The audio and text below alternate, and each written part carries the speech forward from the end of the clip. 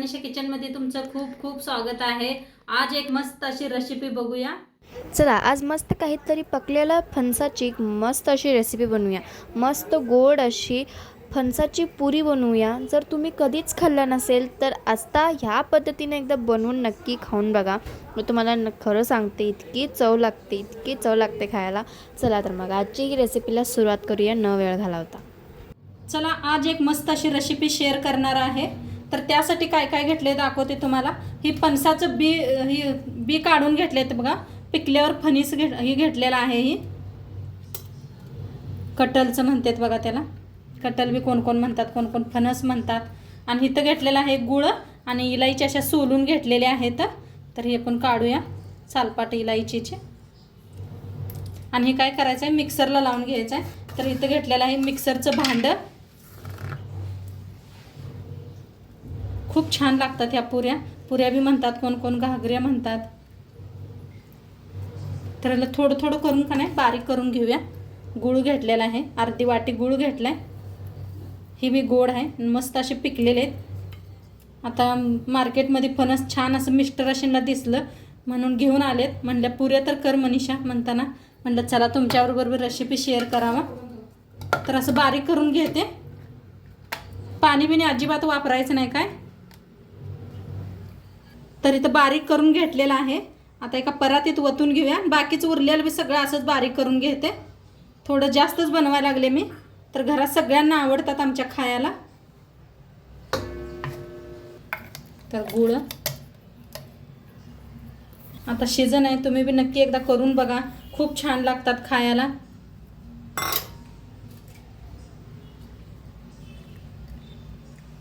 कोकणात का नाही जास्त बनवतात बघा असलं।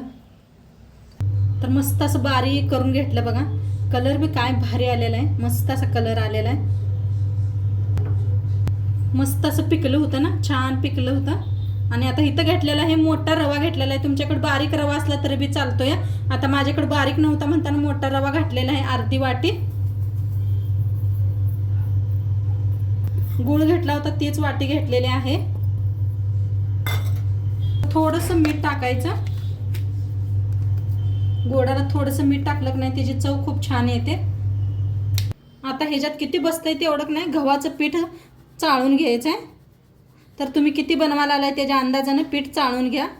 मी बघते किती बसतंय तेवढं पीठ मळून घेऊया आपण। रवा बी घातलेला आहे, रवा बी चांगलं पाणी सोसतंय या। तर थोडं तर करून चाळून मळून घेऊया। तर आता चाळून घेतलेलं आहे। तर आता मिक्स करून मळून घेते, किती बसतंय तेवढं बघून। पाणी बिनी काय अजिबात वापरत नाही।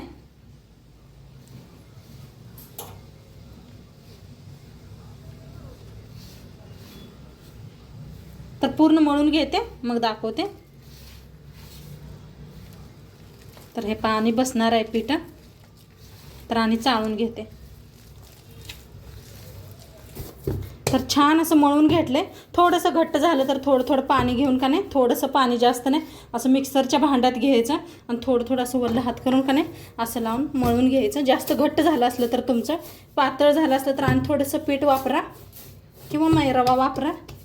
तर मस्त असं मळून घेतलेलं आहे, घट्ट असं मळलेलं आहे। पुरीला घट्टच पीठ पाहिजे म्हणजे छान फुलतात त्या। तर आता थोड्या वेळ आपण रेस्टला ठेवूया, ठेवूया। तर बघूया आपण पीठ भिजलंय का। तर मस्त असं भिजलेलं आहे, हे मस्त झालेलं आहे। असं घट्टच पाहिजे पीठ, जास्त पातळ नको आहे पुरीला। तर साईडला ठेवूया।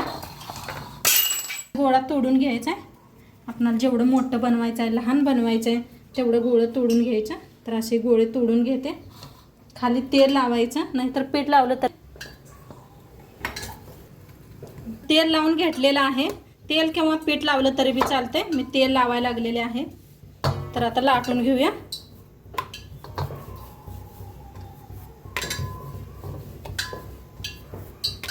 तर मस्त असं गोल लाटून घ्यायचं। हे पहा काय भारी झालं ना। एवढं असं मोठं जाड लई ठेवलेलं नाही, पातळ ठेवलेलं आहे। आता कसकस लावून घ्यायची, दोन्ही साईडला कसकस लावायची म्हणजे छान दिसतात आणि खायला बी छान लागतात। कसकस नसली तर तीळ लावा दोन्ही साईडने.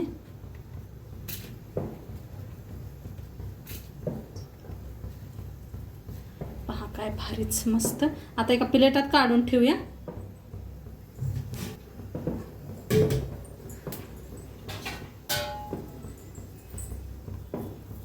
असं प्लेटात काढून ठेवूया आणि 1-2-3 लाटून घेऊया.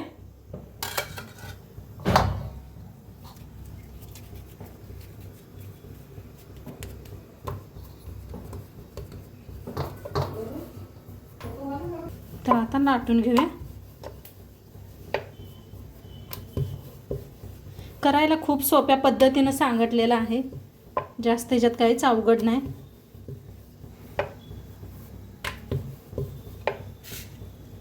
अजिबात कुठं चिटकत नाही, काय नाही. मस्त झालेलं आहे. पीठ बी आपलं छान भिजलेलं आहे.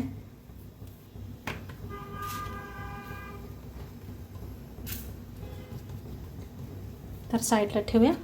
दुसरं बी बनवून, गोळं बी बनवून घेतलं तरी, ठेवून घेतलं तरी बी चालतात. तर मस्त असं पासा बनवून घेतले बघा. काय भारी मस्त झालेले आहेत. आता तेल गरम व्हायसाठी तेल बी ठेवलेलं आहे. तेल गरम झाले का बघायसाठी एक गोळा तोडून घ्यायचा आणि ह्याच्यात हां मस्त असं गरम झालेलं आहे. पहा वरती यायला लागले लगेच.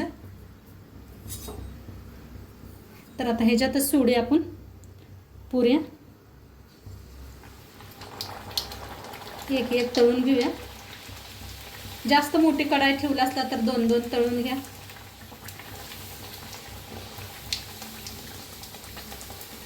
मस्त अशा फुगायला लागल्या.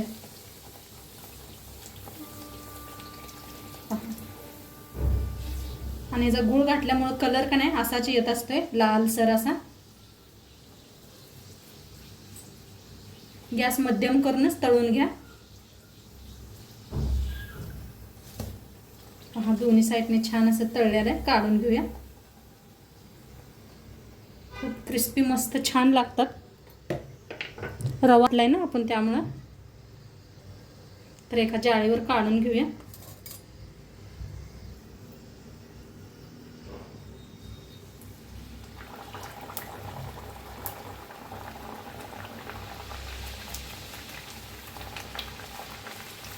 थोडंसं असं हलकंसं प्रेस करा.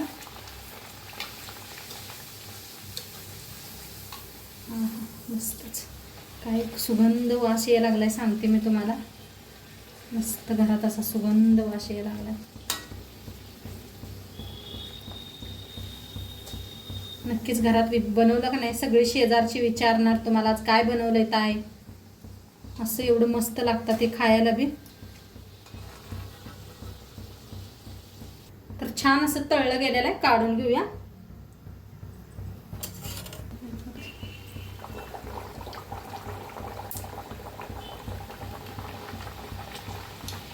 तर दाखवल्या पद्धतीनेच करा, तुमचे बी असेच बनणार गहारे.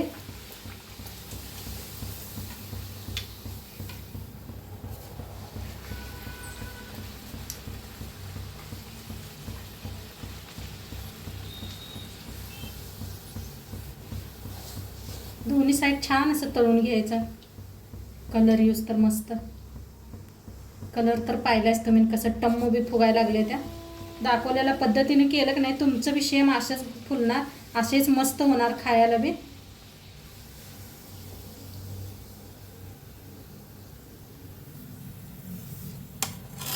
सगळं असंच तयार करून घेते.